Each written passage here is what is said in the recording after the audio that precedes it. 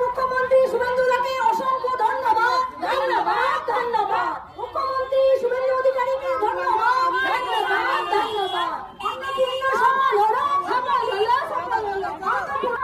ধন্যবাদ ধন্যবাদ পশ্চিমবঙ্গের জন্য শুভেন্দু দাকে। ভারত মাতা কি। মহিলাদের পক্ষ থেকে আন্তরিক ধন্যবাদ ও কৃতজ্ঞতা।